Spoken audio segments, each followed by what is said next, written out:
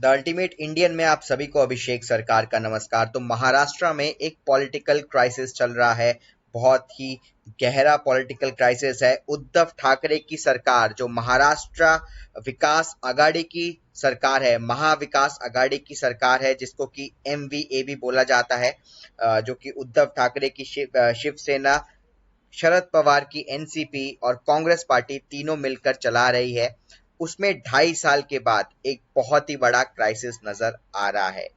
दरअसल शिवसेना के ही एक MLA, 4 बार MLA रह चुके एकनाथ शिंदे रेबल बन गए हैं। एकनाथ शिंदे उद्धव ठाकरे और उनकी सरकार से खुश नहीं नजर आ रहे हैं, इसलिए उनको जो जो MLA सपोर्ट करते हैं उनको लेके गुवाहाटी चले गए हैं। दरअसल क्या हुआ कि सोमवार को एकनाथ शिंदे ने कहा कि मेरे सपोर्ट में बहुत सारे MLA हैं और मैं शिवसेना के खिलाफ खड़ा हूं, उद्धव ठाकरे के खिलाफ खड़ा हूं। सोमवार को वो करीब करीब उनके अकॉर्डिंग 40 MLA को लेके गुजरात के सूरत चले गए। वहां से फिर वो फ्लाइट करके गुवाहाटी पहुंच गए और अब ये कहा जा रहा है कि वो 40 से ज्यादा MLA, 40 शिवसेना के MLA और 6 से 7 इंडिपेंडेंट MLAs को लेके गुवाहाटी के रेडिसन ब्लू होटल में ठहर चुके हैं। एकनाथ शिंदे ने यह भी कहा है कि मेरे पास पूरा समर्थन है, पूरा सपोर्ट है।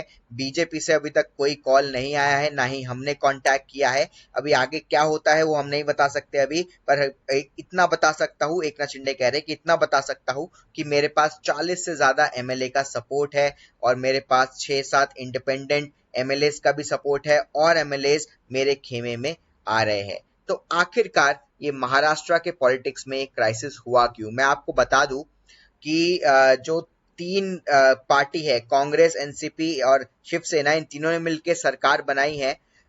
सबसे बड़ी पार्टी शिवसेना है, उनके पास 55 सीट है। सेकंड नंबर पे NCP है, उनका 53 सीट है। उसके बाद कांग्रेस है, उनके पास 44 सीट है। तीनों मिला के सरकार बनाते हैं। अगर एकनाथ शिंदे का जो ये बयान है ये सही साबित होता है कि 40 MLA उनके साथ चले गए हैं, तो महाराष्ट्र की सरकार गिर सकती है। तो दोस्तों आइए जानते हैं कि आखिरकार एकनाथ शिंदे ऐसा क्यों कर रहे हैं, उनको क्या दिक्कत हो रही है उद्धव ठाकरे और शिवसेना से। आइए जानते हैं।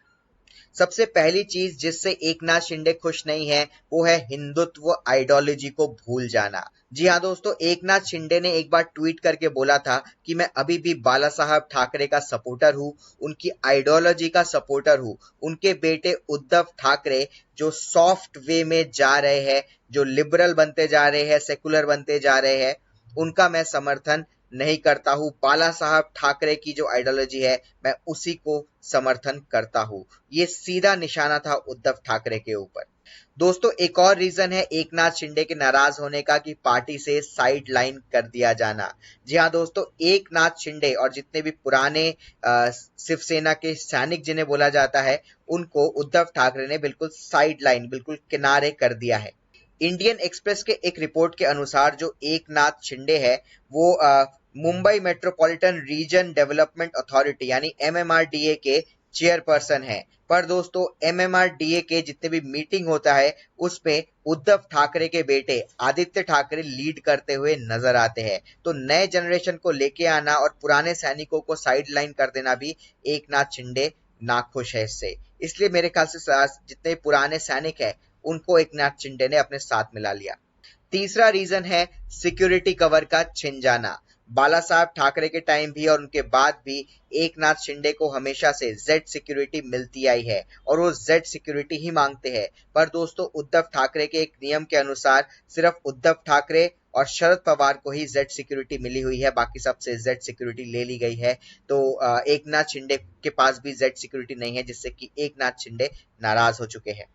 चौथा रीजन हो सकता है कि एक समय में परिवार की तरह माने जाने वाले एकनाथ शिंदे, बिल्कुल लॉयल, बाला साहब के बिल्कुल लॉयल रहने वाले एकनाथ शिंदे को अब ठाकरे परिवार में, ठाकरों के घर में, मातोश्री में एंट्री भी रिस्ट्रिक्शन हो गया है। जी हाँ दोस्तों, 2 साल से एकनाथ शिंदे की जो एंट्री है मातोश्री में उसको रिस्ट्रिक्ट कर दिया गया है। उद्धव ठाकरे उनको ना बुलाते हैं, ना उनकी एंट्री करवाते हैं मातोश्री, जो कि ठाकरे परिवार का घर है, जिसकी वजह से एकनाथ शिंदे गुस्सा भी हो सकते हैं। पांचवा पॉइंट जिससे एकनाथ शिंदे नाराज हो सकते हैं वो है कि शिवसेना का एनसीपी और कांग्रेस से अलायंस करना।